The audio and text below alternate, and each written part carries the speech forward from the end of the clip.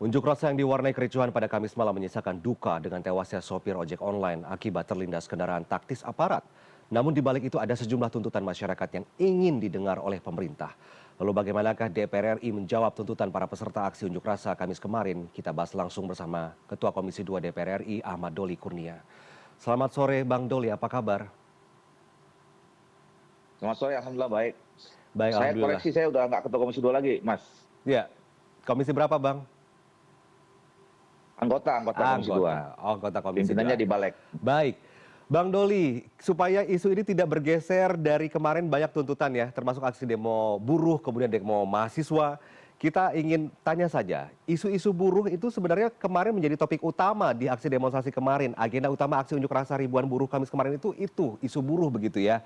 Mereka mendesak pemerintah menaikkan upah minimum 2026 sebesar 8,5 sampai 10%. DPR apakah sempat membahas ini dan bagaimana tanggapannya, Bang Doli?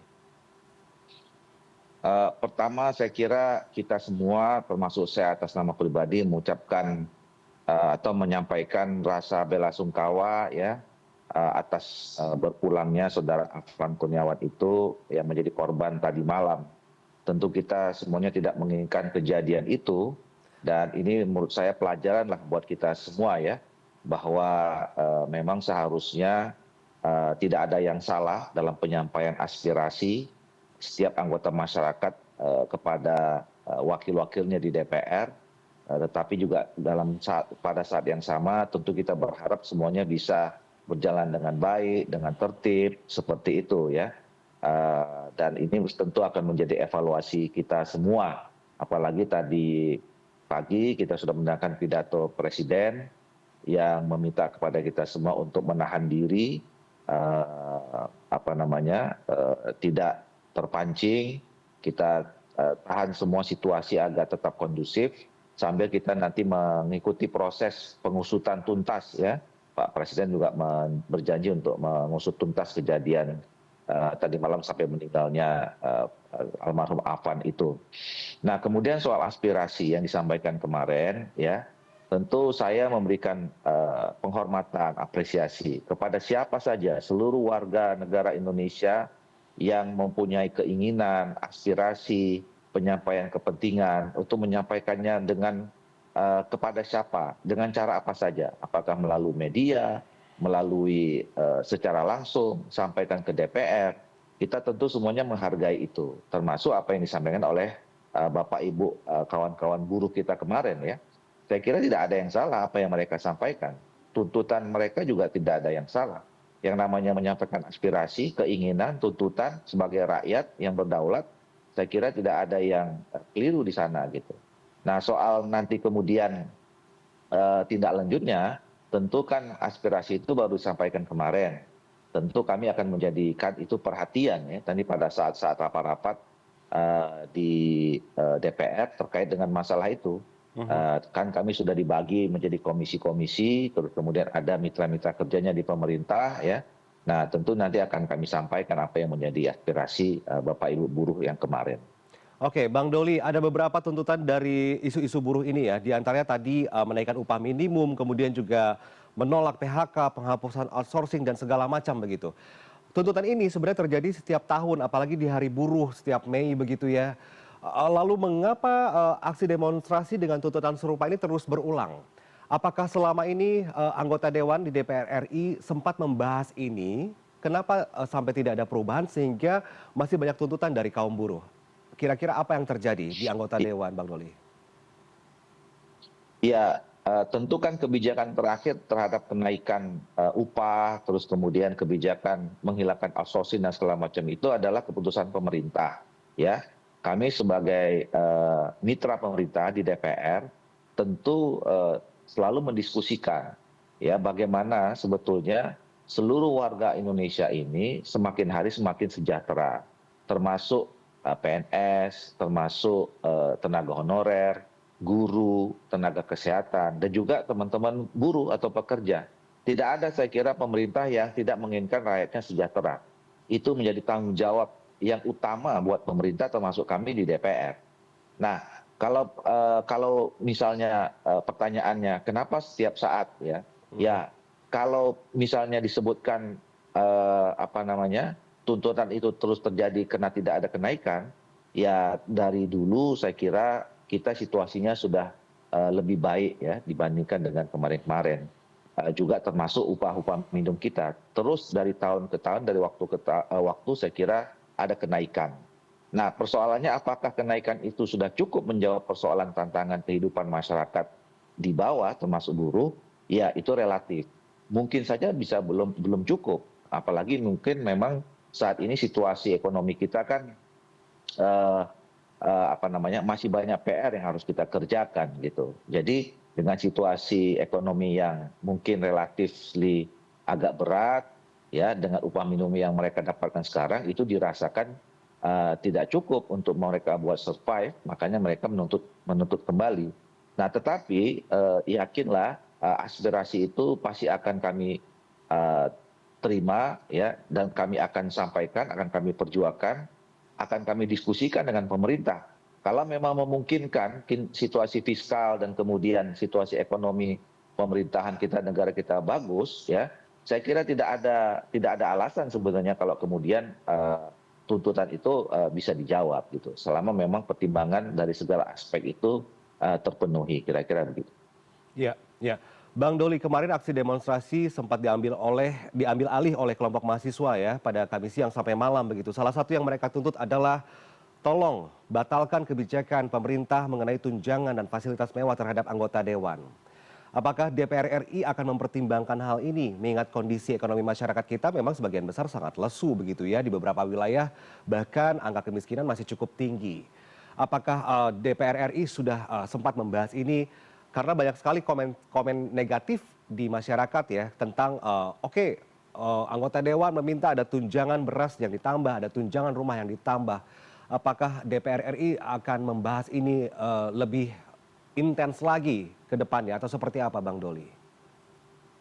Iya, pertama kalau dikaitkan dengan soal di pertanyaan ke DPR, saya sekali lagi menyampaikan permohonan maaf ya.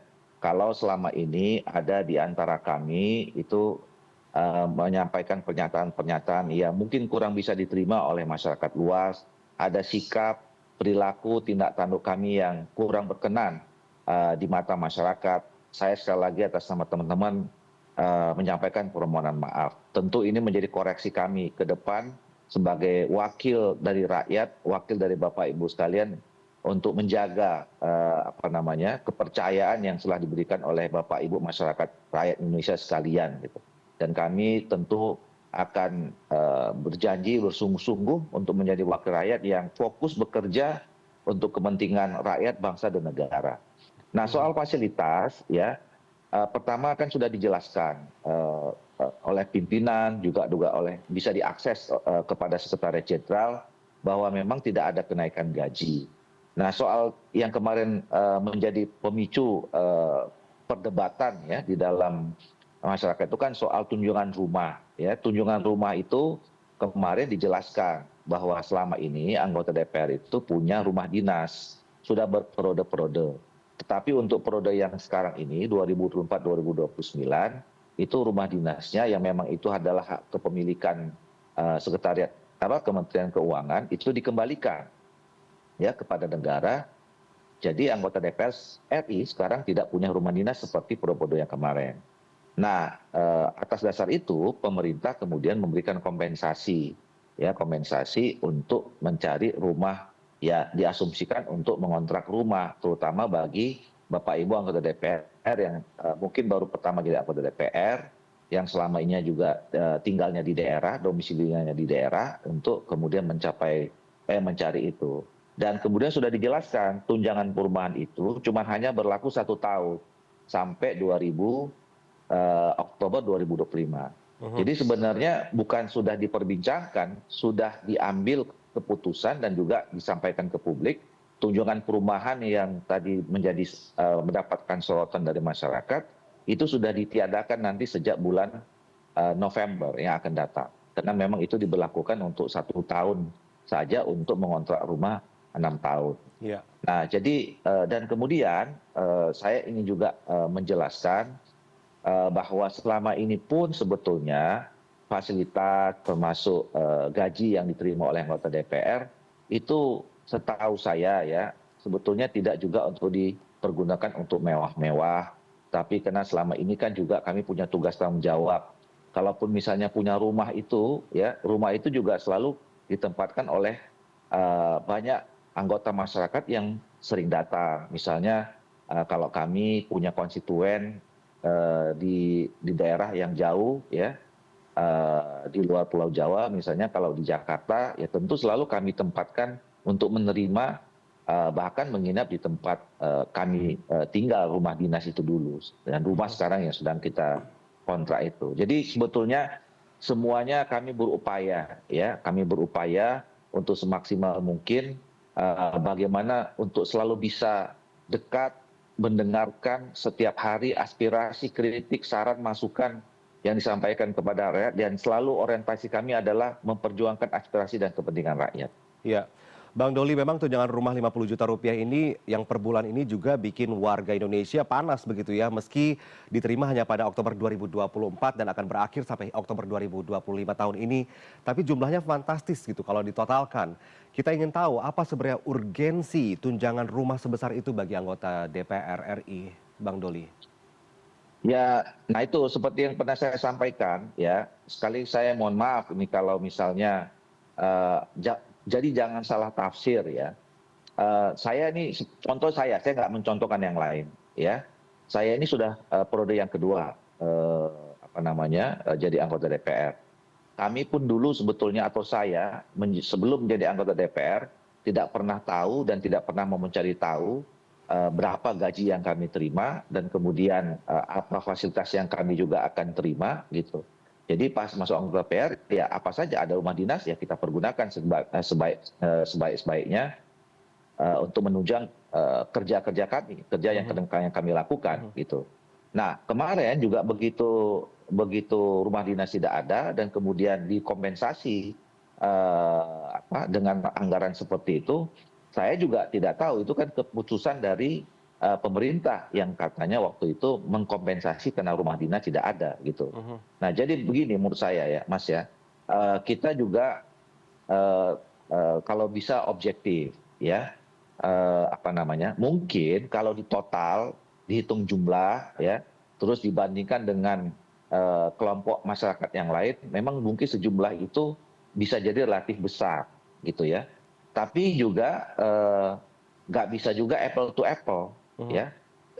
Dan seperti yang pernah juga saya sampaikan, kami tidak pernah sebetulnya meminta gitu ya, tidak pernah meminta bahwa nanti kalau misalnya rumah tidak ada, tolong dikompensasi, tidak.